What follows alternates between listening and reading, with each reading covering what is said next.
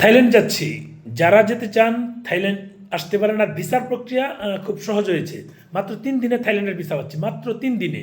এটা কিন্তু বড় একটা অপরচুনিটি। 3 দিনে থাইল্যান্ডের ভিসা পাওয়া যাচ্ছে। যারা থাইল্যান্ডের ভিসা আগে করতে চেয়েছিলেন, করতে পারেননি, তারা এখন যোগাযোগ করতে পারেন।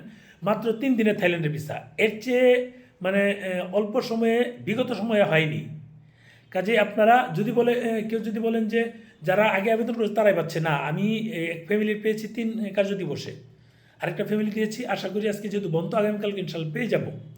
আরও একজনের সিঙ্গেল দিয়েছি, ওনারটা আগে কয়েকটা ভিসা করা ছিল, সেটা ডিফারেন্ট হিসাব। কিন্তু এখন যেটা দেখছি যে ভারত এই থাইল্যান্ডের 3 দিনেই আমরা থাইল্যান্ডের ভিসা পেয়ে যাচ্ছি।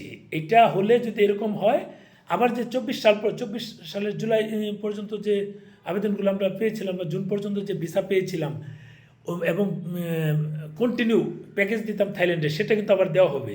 এমনও গিয়েছে যে টিকিট কেটে ফেলেছি, ভিসা পরে করব। 1 মাস আগে টিকিট কেটেছি, ভিসা কারণ 3 দিনে করে ফেলতাম, ভিসা হয়ে যেত।